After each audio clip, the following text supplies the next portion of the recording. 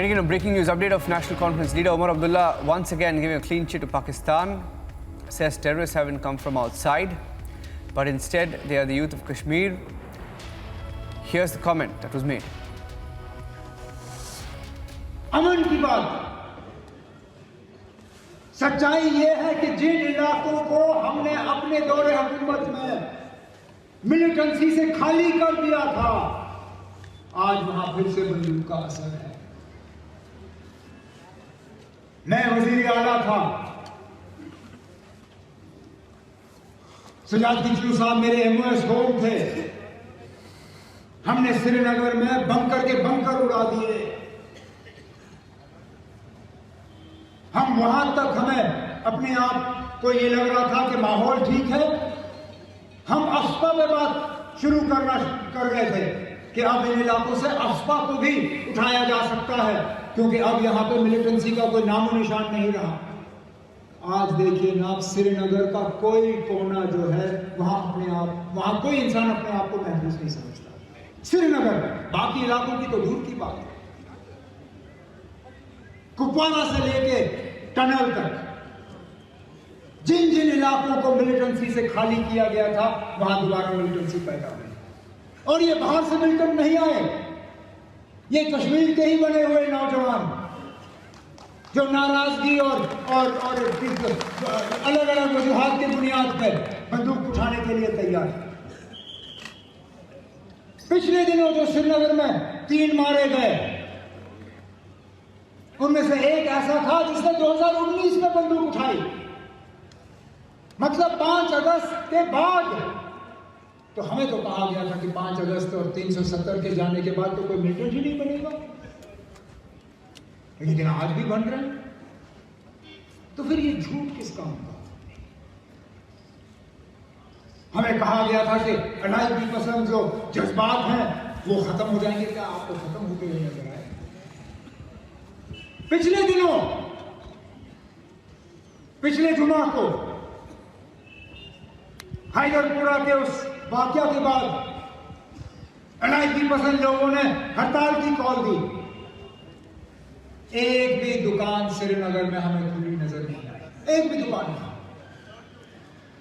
तो फिर Gaurav Bhatia is joining us on the phone line. Gaurav Bhatia, at a time when there have been several comments coming in from Mehbooba Mufti and also Farooq Abdullah, Omar Abdullah, saying that terrorists are from India, calling them the youth of Kashmir or picking up arms. It's obviously a very notorious statement aimed at something. I agree with you completely. Like any other Indian, it's a very notorious statement coming from a very notorious politician. A politician that I think has received his installment from Pakistan and is therefore trying to defend Pakistan when all the love, respect that he has received or his family has received has been from India and citizens of India. And I must say it very clearly that these people have lost political relevance, their political ground. And if you lose in politics, does not mean that you become a traitor. It does not mean that you start going against the interest of our country. And he is the same Omar Abdullah who said that Kashmir has found a new hero in Burhan Wani. So rather than being with the brave armed forces of our country, these people like to side with Pakistan, with the terrorists, and that says it all. Yeah. And why do you think these statements are increasing? Because we've seen Farooq Abdullah making, he was silent for a bit in between, but Mehbooba and Farooq seem to be racing, perhaps sniffing elections around the corner. More than the elections, I would say that after the revocation of Article 370, development work is happening in Jammu and Kashmir. We have seen the youth of Kashmir joining armed forces. They are being empowered. And thus the relevance of these political families has diminished by miles. And they have nothing left but to resort to such kind of cheap and petty politics, which the people of Kashmir have rejected earlier. You remember they said that the elections in Kashmir should be boycotted, but there was a 60 to 70% turnout. What does it show? That people do not stand with these families like the Abdullahs and the Mehbooba Muftis, and this would continue, and they would lose relevance even further in the times to come. Yeah, thank you for that, Gaurav Bhatia. Some more responses coming in to the controversial comment made by Omar Abdullah this morning.